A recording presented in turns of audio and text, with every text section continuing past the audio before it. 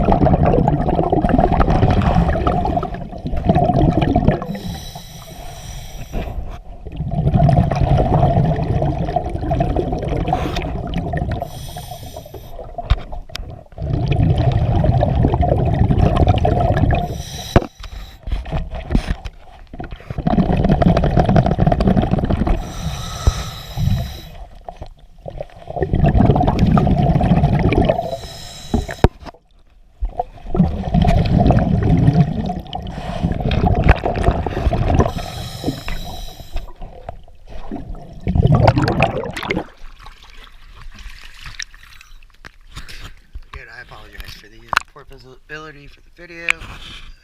This is all taken care of. Sea Dawg, thank you very much.